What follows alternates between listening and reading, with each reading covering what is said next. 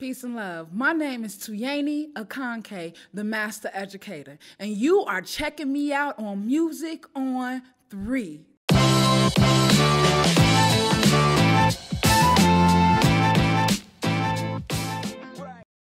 That's what's up. That's what's up. So tell me a little bit about you.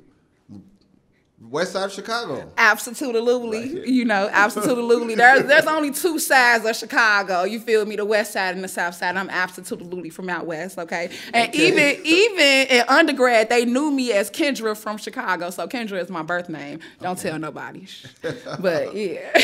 Okay, cool. And then you went on to go to Howard University. Indeed. Yes, the Chicagoans at Howard called me West Side. Wow. Yeah. West Side follows you. Yeah, baby, yes it does, because I was dancing, I'm hosting, we in here, okay? What a juke music, yeah, you know. Tell me about your experience at Howard University. What was that like? Well, Howard changed my entire outlook on what it meant to be black. You know, I'm from the west side of Chicago, from the hood, and I went to like the schools up north because I was in honors and all of that. So, but I didn't experience a bunch of intelligent black people, right? I was always the most intelligent in my group, but when I got to Howard, I was like, I need to get my vocabulary up. I was like, what do you mean y'all not from the hood? Like, what do you mean your aunt is famous? Like, I don't know what y'all are talking about. Like, how do you have an accent and you look like me? So I was really able to learn about the African diaspora by going to Howard, understanding that there are so many different facets of who I am due to the transatlantic slave trade. And I had to step my game up as an African American and understand that there was more expected of me. And I just couldn't continue to be on the low levels of what oppression does to our society and our communities, you know. I come from a middle class household, so my daddy and my grandparents didn't play, you know. My mother has been on drugs since I was 3 years old, but she's a dynamic woman, an amazing personality, but I had to traverse through those traumas as a child, and my dad and my grandparents tried to keep me sheltered, you know, from the reality of being abandoned in a sense, you know. But I had to, it was my journey, is what I chose. I spent my summers in Mississippi, so even though I'm from Chicago, I got a little bit of a southern twang, you understand? Right. All right, so I don't eat meat now, but I definitely had them hog mogs we cooked with lard, okay? And I got the opportunity to spend time with my elders who are now my ancestors, so my great-grandmother, my great-grandfather, my great-aunts and great-uncles and cousins and things of that nature. So I'm probably part of one of the last generations that spent the summers down south with your people, you know what I'm saying? So I'm grateful for that. I hated it then because I'm like, I just want a 5-piece with, you know what I'm saying, some mouse sauce, you feel me? But it enriches me and who I am because I am a keeper of the culture, a keeper of the faith of African peoples, and I was able to sit with my own bloodline and feed that energy. There you go. Well, I've been doing some research on you. I don't know if you knew that, but I have, and you're pretty accomplished. You're a pretty accomplished young lady here.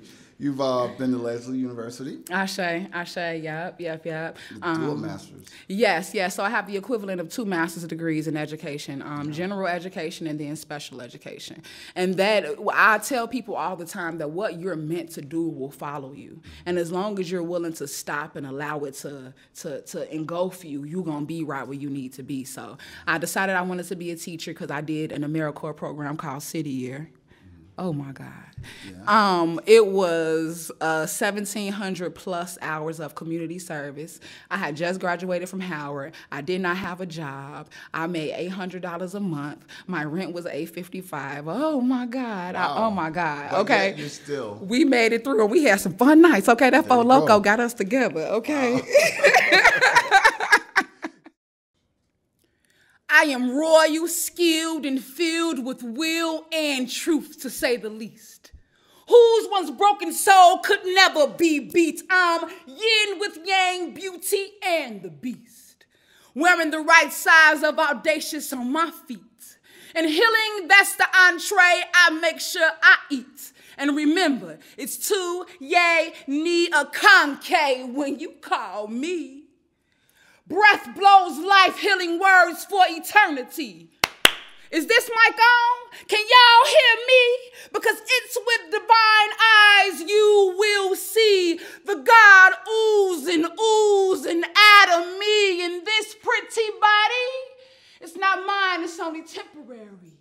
but my spirit, the real beauty, yeah, that's all me. And I appreciate honesty. Give me the real shoe, don't spare me, because I combat insecurity with the fist of reality that folks are human just like me. And I'm 12,000 watts of, yep, you got it, oh, energy. And when I step on stage, it's like a synergy. And my words to the bush move like machete. So get ready, this poet rocks your world. Go ahead, let your soul vibe with me. The power of my solar plexus makes my life bleed achieve. So feel your chakras open up, keeping divine light freely flowing. And it's my words with your heart. Please receive. That's the intro. Most days I rock, other nights I roll. And sometimes I have to stop. But like concrete sheets, I don't fold. And when you look in my eyes, I don't blink, 'cause truth is what my eyes behold. And I am whole. I am whole, I am whole, I am whole. Healthy thoughts I mold. I mold. Let them mold, let them mold, let them mold. Let healthy thoughts flow. Beings be trying to take your heights from you, 'cause there are no wings made for rats. But even with your wings, they can't soar as high as you do. So take your height back. You've got to take your might back. You've got to take your plight back, 'cause competition is that gremlin that has us reminiscing about that time we won. The time we did it for the passion, we didn't do it for the fun. And with that trophy, I stood in society watching others winning medals, midgets of mediocrity, proclaiming themselves to be bigger than me, lying about swimming in deep seas when that water looks like a shallow pond to me. And soon that one trophy from that time I won didn't mean much to me, 'cause society continued to give the big up to small things, stuff that didn't deserve such from me. White folk came around and made me be ashamed of the nigger in me. I was overweight with faith, scared to fix a plate, trying to hide the bigger in me. I was laughed at and called fat by blacks. I'm fighting the hill, they calling me crazy. I felt I was a disgrace to the black and white race, fit declaring when it wasn't for me, so it seemed. But I've climbed mountains of trauma that threaten to leave me in the valleys of defeat. And I keep trying to give my people the plays, but they come into the field with no cleats. Denying themselves access, they keep giving me back the key. I'm trying to stand tall, but ain't nobody looking up to me, so it seems. And then a small voice whispers in my ear softly, but the noise of life is blasting too loudly, so I cannot hear with clarity what God is trying to tell me. But once I started listening, she was saying on repeat, I see you giving life all you got, Tuyeni. You gonna lose a little, but you gonna gain a lot, Tuyeni. I didn't know what those words really meant. I was just confused by the trend to embrace basic wits and call it brilliance. So many live streams of spite spat out in words you call real And I'm over here pretending my fleet don't flame just so your dim light can flicker a little bit. And you forgetting about the ills of your life, baby, you sick. And then that voice comes back again. God is always coming back again to remind us over and over again. Tuyeni, I told you, it's about you. You gonna lose a little. You gonna gain a lot. But I'm human. So I continue to complain to God. I said, well, I've been exiled by people of my own color.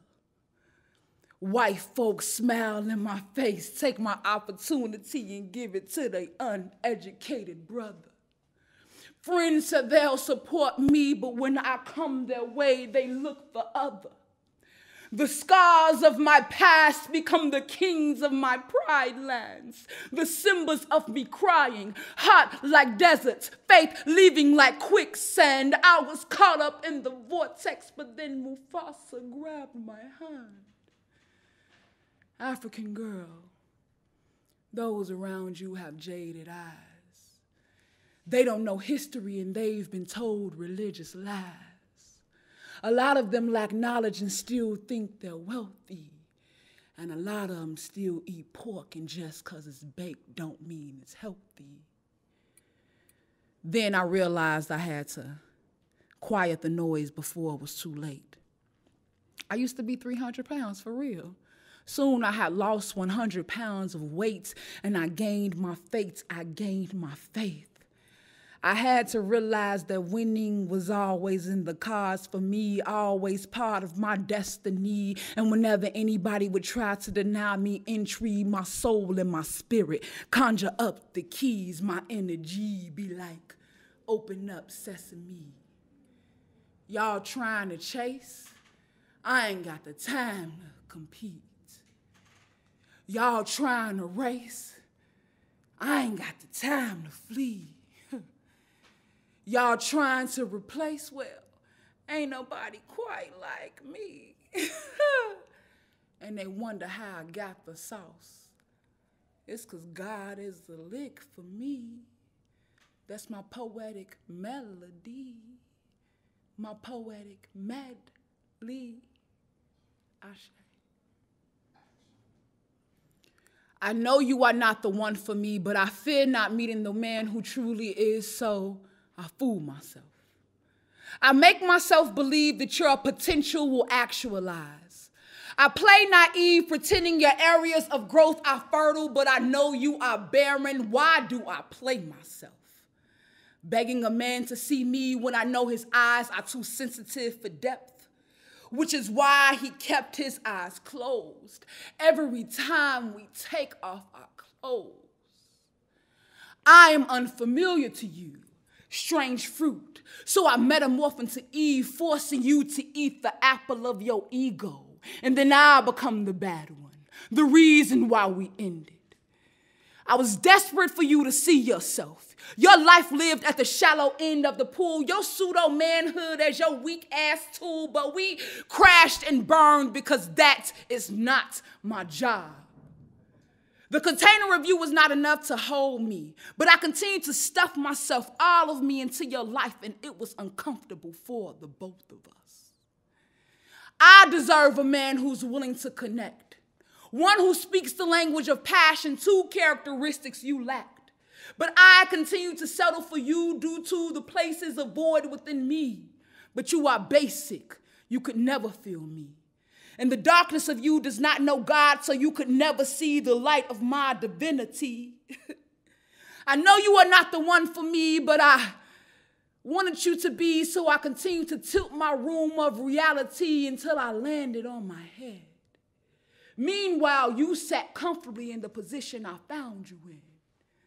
This poem is not to shame you, it is to speak truth. Life is about cleaning up your shit and being at peace with it. But you are unable to smell the feces of the conditionings within you, and I could not stay and bear the odor. The sweetness of my desire to heal does not mix well with the stench of your complacency. So I've got to leave and get what's best for me without trying to control things. Y'all, but whenever I try to shoot the ball of love, I miss. I say whenever I try to shoot the ball of love, I miss. I tell y'all that God must be in the midst. I say God must be in the midst. And beyond the horizon, I see the love that I desire. The love that I require, the love that takes me higher and lights my fire, the love that makes me feel like he's royalty, so I rub his back and call him sire.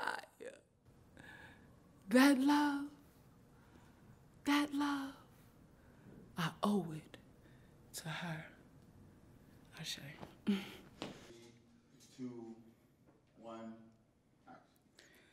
I heard an American man say, if you feel lost, disappointed, hesitant, or weak, return to yourself, to who you are. Well, that's misleading advice to an African-American girl like me who gets lost on the way home, see. I was reared as a babe in a city of big shoulders. Shoulders attached to a body stamped with an identity that was never meant for the ebony. This land of the brave, home of the free, serves as a foster parent who deemed my true mother unfit, stealing my ancestors who now dwell in me from her maternal custody. And now all of her children whose skin glistens shades of a delicious chocolatey are trapped overseas in tsunamis of calamities, hands tied behind backs, concrete scraped knees. Slaves to popular culture and failing economies, all when Africa's idiosyncrasies prove that mama had all of the resources we'd ever need. But on the American nipple of exploitation and ignorance, we feed our African bodies in this European society. And let's not forget aristocracy. See, in my true country, it was a foreign ideology, but now it serves as a familiarity because we chose assimilation over integration. And instead of staying true to the values of our pride lands, empires, and nations, we washed away our culture in the American basin, and forever the waterfalls of freedom all be chased. We allow ourselves to play victims to the rivers, lakes, and streams of bondage. But unlocking the door of spirituality with the key of culture is the only way we'll get past this. Unlocking that door is the only way we'll get past this. And the women of my womb declared as a matter of factly that living in my power is not an option, it's a matter of fact for me. And remember, I told y'all last time, when anybody would try to deny me entry, those women told me that my soul and my spirit conjure up the keys. Opening up that door is the key to how we get out of this. It's the key to how we find what we think we've missed. It's the key to us really feeling life, feeling whole. Y'all know what I mean? Like this. Ashe, oh, Ashe. Thank y'all. Thank y'all.